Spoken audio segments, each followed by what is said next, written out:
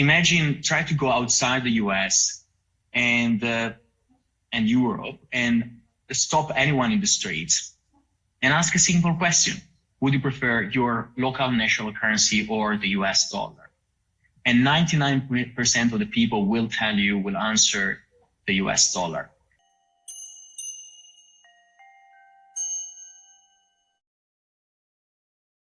Hey everybody, it's Eri from Tokyo. This is your cryptocurrency update from Japan, and the market is, well, moving back in the right direction again. Bitcoin is trying ever so hard to hit that $100,000 mark. And earlier today, the Dino coins were dominating the market. This is in the top 100 by market cap. You can see Stellar was leading with a 24-hour gain of 57%, VeChain with a 40% gain on the 24-hour, Algorand 29%, Cardano 27%. Wow.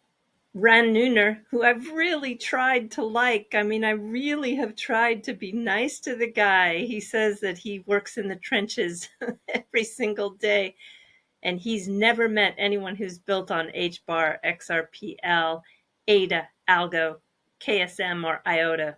Well, he thinks this is just a kind of peak normie FOMO season. I just have a completely different point of view, as did so many other people. These Dino coins have a very solid, rich, loyal community. And those communities are absolutely needed to be successful in a speculative market. Blockchain Backer gave us this chart, told us that XRP has outperformed Bitcoin as of today for 2024. If we break it down into a 90-day look, you can see the peanut, which is that meme coin that commemorated the squirrel that lost its life. It still is leading in terms of gains with an over 2,000% gain. But I did notice today it was significantly down. Then it's followed by XLM. Congratulations to all of those holders. I did not hold. I'm not sorry, because I have a very nice portfolio that's performing well. I'm really happy for Sammy on X. He has been one that has kept me abreast of everything that's going on that chain. He, I think, endured even more pain than the XRP holder did over the last few years. I'm thrilled for him and for everyone who holds that digital asset. And then we have Ohm, followed by Doge, then Sui, then Ray, ADA, and then XRP. And then you can see HBAR, Bonk, XDC, Pepe.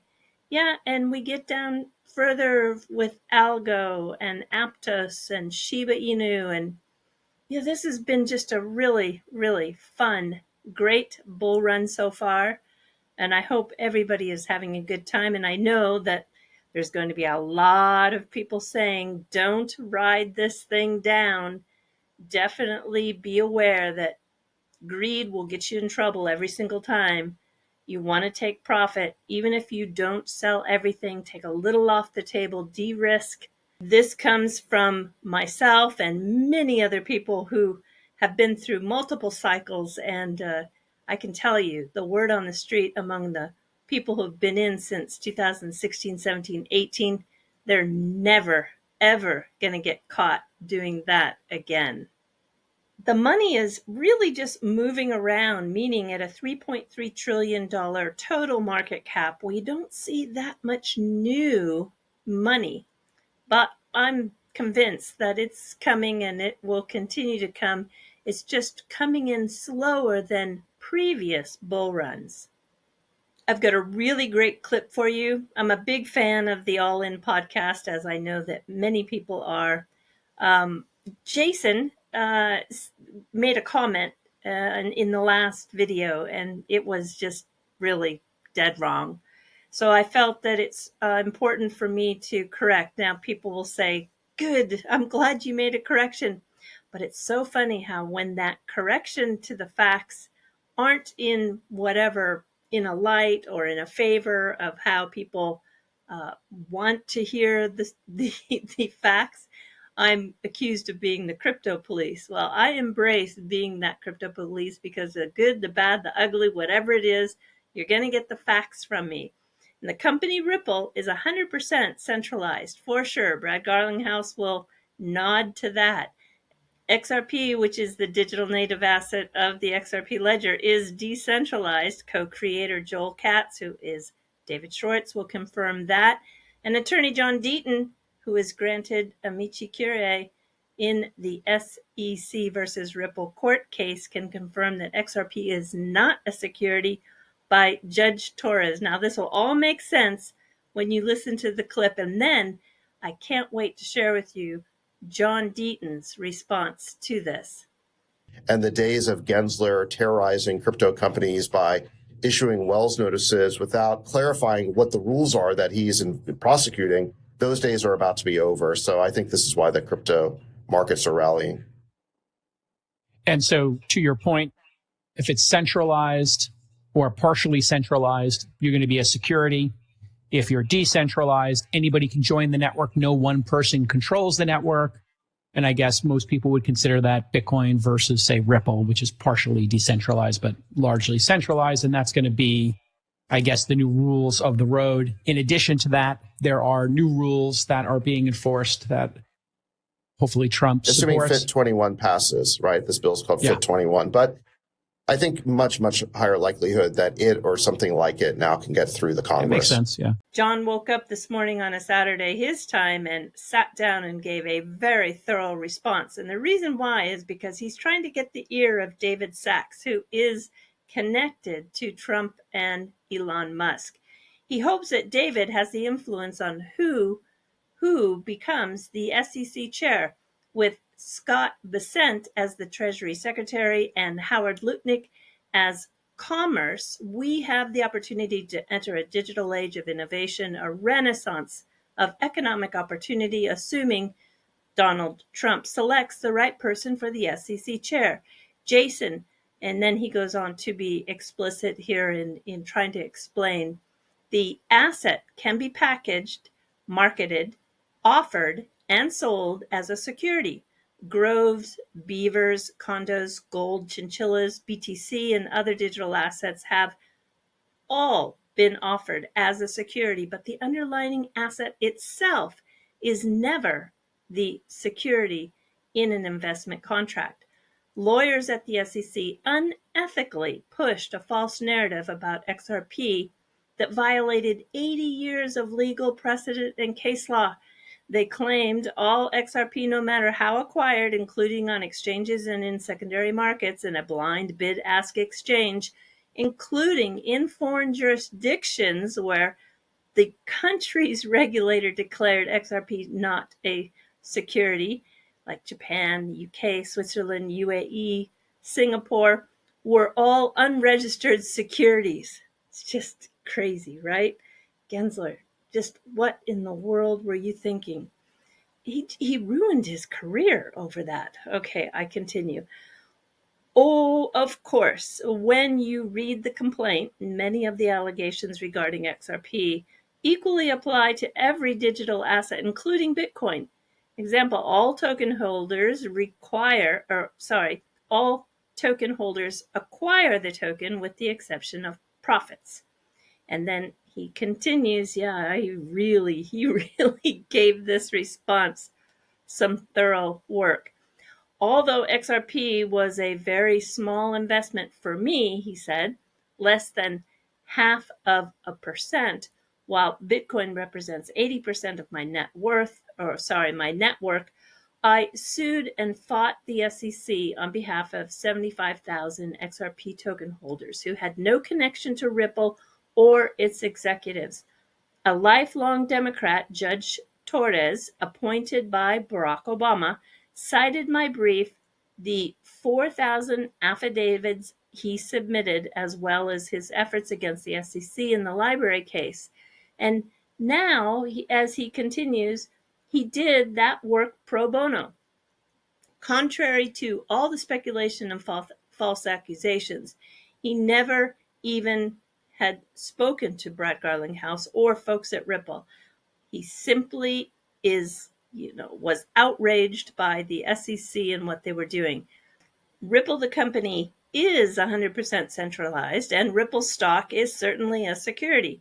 But XRP, an alphanumeric code utilized as the native digital asset of the XRP ledger, a decentralized distributed ledger technology. An excellent example of how crypto tokens like XRP are not securities and solve real world problems is how XRP is used by TapJets. TapJets is Uber of the air. But when people went to rent a jet to fly somewhere, especially last minute, it often occurs on the weekends when the banks were closed. It's called the Friday problem. Before a flight, TapJets requires payment for the pilot, crew, and fuel, etc. But it's often Friday after 5 p.m. Hence the Friday problem. The solution: accept XRP because the payment transaction, whether 30,000, 100,000, or 1 million, takes only 3 to 5 seconds to transfer, he's talking about, and costs a fraction of a penny. The number one crypto accepted and used by TapJets is XRP. Clearly, even a moron wouldn't argue XRP is a security in the TapJets scenario. Yet, lawyers at the SEC did just that. In fact, when XRP or any other asset is acquired for use or consumption, U.S. securities laws do not apply. Yet the lawyers at the SEC ignored all of this to advance personal and political agendas. Those lawyers were found by judges to lack faithful allegiance to the law, to be hypocrites, to have acted arbitrary and capricious, and were held in contempt and sanctioned by the federal judge for intentionally lying to the court. We don't need an SEC chair to come in and be differential, holding the agency in high esteem. We need a chair who respects the mission of the SEC and cares about investor protection and capital formation, but is generally outraged at what the SEC has become. We need someone to clean house, consistent with the transformative nature of the election of Donald Trump and Elon Musk and Vivek. We need Brad Bondi or Brian Brooks. Yeah, I don't know too much about Brad Bondi, but I know a lot about Brian Brooks, and that would be a wonderful choice. Okay, I got through that, but that is just a wonderful response. I hope it gets to Sachs and then in turn gets to Elon and President-elect Donald Trump. I got a lot of pushback in yesterday's video that I used XRP as an example when they had a 15-minute pause or a lack of connection in the network back in November 2021, when I said that it just happens to so many networks. So the fact that Sui went offline for 2 hours, yes, totally unfortunate, but at the same time, it's happened to so many other blockchains. I was only using the XRP example because this channel happens to have a very large XRP community. I could go back through lots of chains, and I'll just go through 2 of them to show you. Bitcoin also has had 2 incidences where they went non-functional. And in May of 2023, Hedera shut down services after the network irregularities. Yeah, it's just, this is a technology that is being developed and it's being pushed. And I'm talking about pushing the limits, pushing the envelope of what this can do. And I think it's also one of the reasons why the XRP ledger, although it's not that fast, it's crunching out about 30 transactions per second as of 2 days ago, according to Mayuka. It is solid, it is stable, it does what it needs to do, and it's dependable. I received a DM from somebody who's communicated with me on and off over the years and asked me, is Sui for real? Is this really a real project? Well, when you look at the people who have invested, they have teams that are designed to do all the due diligence. So you've got 16Z Crypto, Jump Crypto, the Apollo, which is where Jay Clayton went, Binance Labs, Franklin Templeton, which has $1 trillion under asset management, Coinbase Ventures, got Circle, which is USDC, Lightspeed Venture Partners, Sino Global, Dentsu, which is the largest media agency here in Japan. They have 70,000 employees worldwide.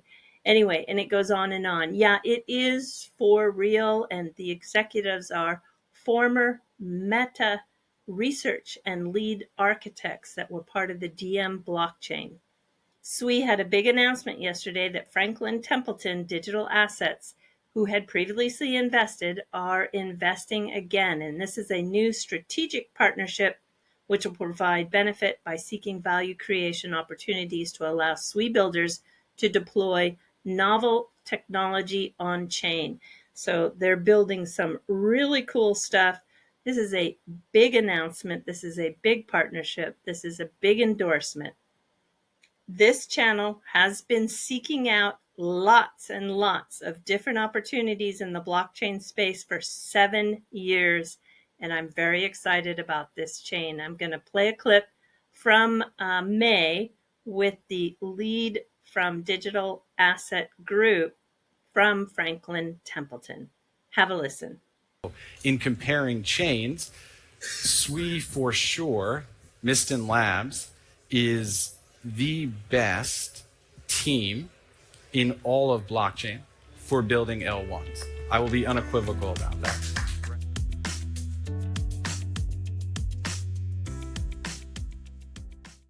I know I've been leaving you lots of visual images of Star River Ikebana, which is the Canadian guy who teaches Ikebana here in Tokyo. I love his work, and so I'm going to leave you again with a new fall piece that he uploaded today.